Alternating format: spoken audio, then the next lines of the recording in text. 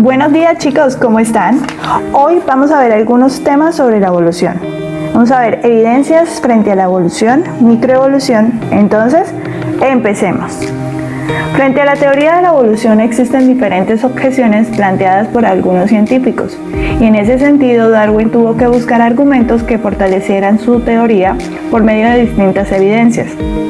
De igual manera, otros científicos posteriores a Darwin hicieron aportes a partir de diversas disciplinas, las cuales se pueden clasificar en dos: evidencias directas y evidencias indirectas. Empecemos con las evidencias directas. Las evidencias directas corresponden a aquellas que se pueden obtener por medio de observación de las poblaciones en un tiempo real. Estas son difíciles de obtener debido a que en general los resultados que son representativos implican hacer un seguimiento de una población durante varias generaciones, situación muy poco probable en la vida cotidiana. Sin embargo, los seres humanos generan presiones selectivas fuertes sobre otros organismos, a partir de los cuales se puede estudiar directamente algunos procesos microevolutivos, procesos de selección natural que se producen a variabilidad de las poblaciones en pocas generaciones. Algunas evidencias directas se encuentran en casos como la bacteria Staphylococcus aureus. Esta es una bacteria conocida por causar infecciones en la piel, generalmente después de la cirugía. En 1943 fue combatida exitosamente con un medicamento llamado penicilina, pero los médicos se dieron cuenta que en 1947 nuevas cepas o variedades resistentes a la penicilina atacaban a los enfermos. Entonces, hacia 1960 se desarrolló y utilizó un nuevo antibiótico que se llamaba meticilina, pero 20 años después, cepas sobrevivientes volvieron a atacar a los enfermos. Entonces, la vancomicina se usó para combatir dichas bacterias y a pesar de ello, desde 2002 se han reconocido siempre nuevas cepas resistentes a los medicamentos que se generen. Esto significa que los antibióticos ejercen una presión selectiva sobre las bacterias y algunas de ellas que logran sobrevivir gracias a su capacidad de mutación evidencian un proceso en este grupo de microorganismos, y esto está relacionado con la resistencia a los antibióticos. Otro caso es la polilla de abedul, Viston betularia. Es una especie que fue descrita durante el siglo XIX y gracias a su coloración, vamos a ver la imagen A, que es clara, se posaban sobre los árboles y las rocas cubiertas de líquenes del mismo color, donde eran prácticamente invisibles para los predadores como las aves. Pero en 1845 se encontró un ejemplar con coloración oscura.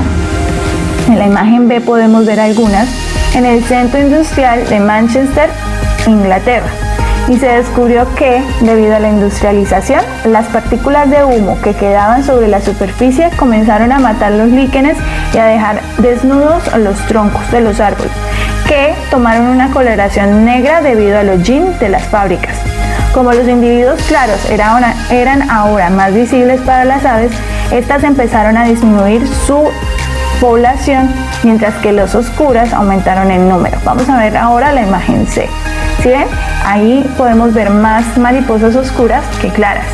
Entonces, el color negro fue el resultado de una mutación que existió durante varias generaciones en pequeñas proporciones en las poblaciones de Viston betularia, pero con la desaparición de los líquenes empezó a ser un carácter ventajoso para las polillas para poder camuflarse en los troncos oscurecidos por el hollín. Entonces, para 1950, las poblaciones de polillas con coloraciones claras, que habían sido las iniciales, desaparecieron casi por completo en zonas urbanas. Ahora vamos a hablar un poco de las evidencias indirectas. A diferencia de las evidencias directas, la deducción es el medio de obtención de las evidencias indirectas. Esto se da por medio de la relación de hechos actuales con la historia evolutiva, teniendo en cuenta que este fue el mecanismo más utilizado por Darwin en el momento de presentar su teoría de la evolución por selección natural. Un ejemplo de relación de hechos actuales y la historia evolutiva es la selección artificial, ya que dentro de esta se realiza un control reproductivo de animales y vegetales de interés agrícola y ganadero, teniendo en cuenta los caracteres heredados de los organismos. Esto se conoce también con el nombre de evolución dirigida, teniendo en cuenta que quien decide las características que se conservan son los humanos. Ejemplos de selección artificial o evolución dirigida. Un ejemplo de Selección artificial o evolución dirigida son las variedades de perros.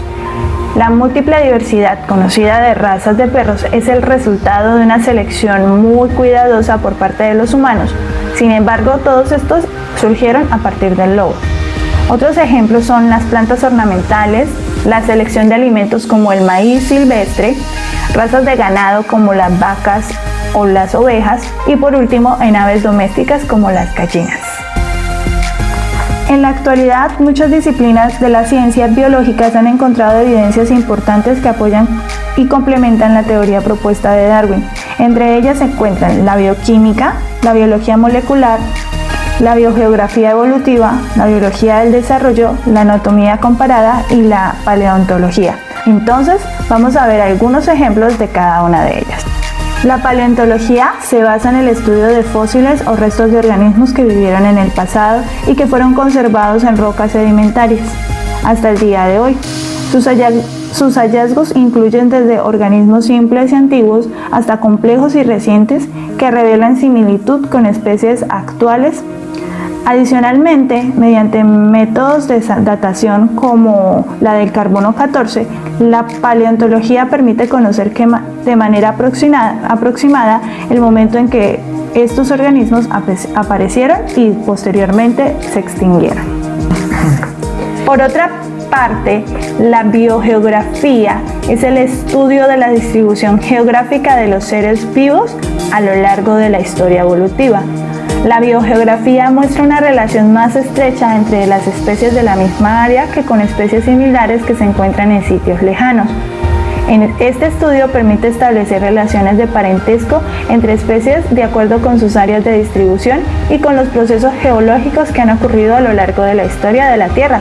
Por ejemplo, al principio la Tierra solo era un continente llamado Gondwana y más adelante este se dividió en varios continentes como la Eurasia y posteriormente quedaron los 5 continentes que conocemos actualmente. La anatomía comparada ofrece pruebas importantes sobre las relaciones entre las especies.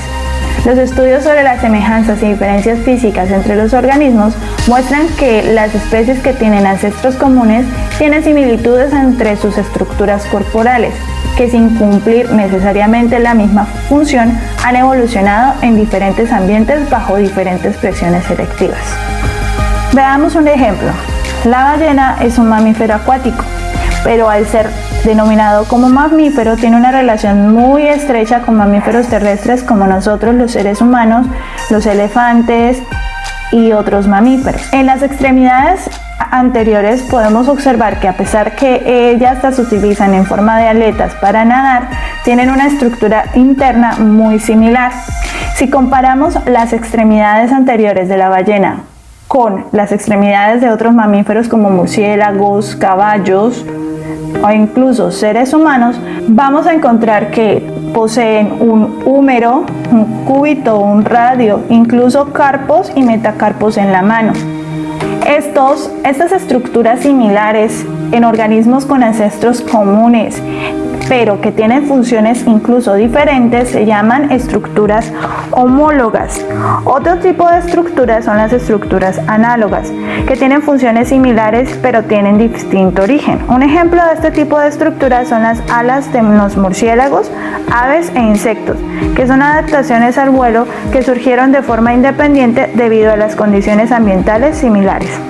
Y por último, las estructuras vestigiales su función se ha perdido a lo largo de la evolución y en los organismos actuales se encuentran reducidas. Un ejemplo de esto son las extremidades reducidas en las serpientes. Disciplinas más recientes se encargan de aportar hoy nuevas evidencias a la teoría evolutiva. La embriología ha demostrado que en todas las especies se encuentran características ancestrales similares observables durante el desarrollo embrionario y que desaparecen luego de dicho proceso. Un ejemplo es la similitud entre vertebrados en etapas iniciales de los embriones. Por ejemplo, podemos ver el inicio de los brazos, que es muy similar. De hecho, en un feto temprano se puede comparar las narinas en los seres humanos con el espiráculo en los delfines. Y por último, la biología molecular incluye evidencias evolutivas en la estructura y la función de las moléculas de los seres vivos, incluso en organismos como el ser humano, Homo sapiens, y bacterias como Escherichia coli. Tienen algunas proteínas en común.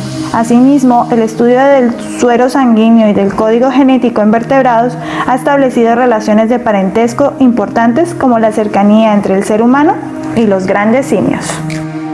Bueno, ahora hablemos un poco de microevolución. La microevolución o evolución a pequeña escala corresponde a los cambios en las frecuencias alélicas de una población en pocas generaciones.